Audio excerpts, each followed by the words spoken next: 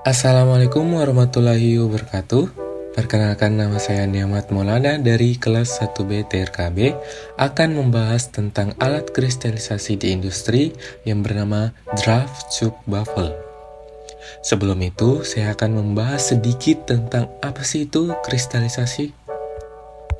Jadi, kristal itu berupa padatan yang terdiri dari atom-atom yang tersusun dalam susunan yang teratur dan berulang, di mana secara sederhana, kristalisasi adalah proses kimia yang mengubah larutan cair menjadi kristal atau padat dengan terjadinya supersaturasi atau titik lewat jenuh. Jadi di sini dia bilang crystallization is capable of providing relatively pure compounds in crystalline solid form. It requires less energy than distillation to do so.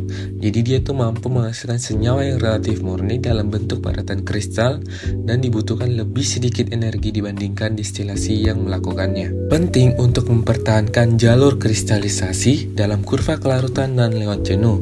Nukleasi yang tidak terkendali dialami di luar kurva lewat jenuh. Desain alat kristalisasi selalu merupakan kompromi. Input daya yang lebih tinggi diperlukan untuk mencapai keseragaman konsentrasi dan untuk menghindari primary nucleation yang tidak terkendali. Namun, masukan daya yang lebih tinggi menyebabkan secondary nucleation karena pecahnya kristal.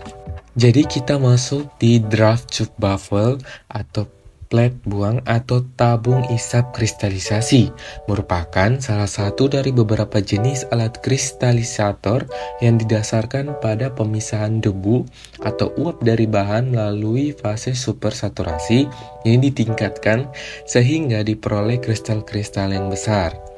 Jadi kita tahu di sini fungsi dari draft tube baffle ini yaitu dia dapat memproduksi kristal-kristal dalam bentuk tunggal.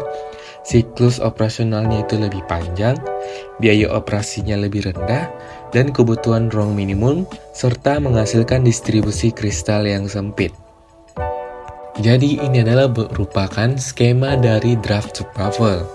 Untuk prinsip kerjanya yaitu dibedakan menjadi dua bagian yaitu kristalisasi dan klarifikasi. Pada kristalisasi, bahan dimasukkan ke dalam tangki DTB crystallizer melalui pipa superheated solution from heater and recirculation pump. Komponen ini akan mendorong bahan naik ke atas dalam draft tube. Di dalamnya, bahan akan tercampur dan mengalami sirkulasi dengan bantuan agitator atau disebut pengaduk.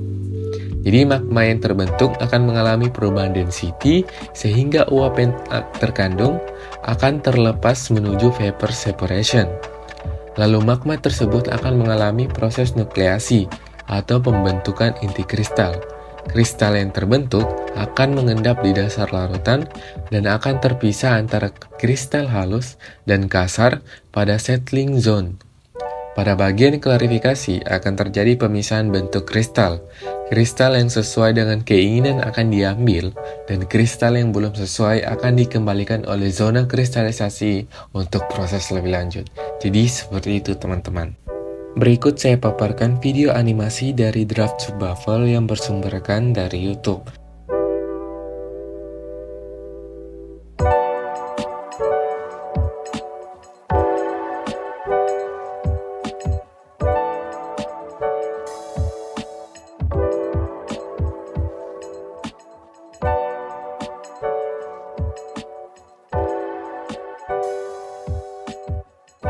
Itulah paparan dari saya yang berjudul Draft Tube Baffle. Mohon maaf bila ada salah kata dalam penjelasan saya. Jadi, terima kasih dan wassalamualaikum warahmatullahi wabarakatuh.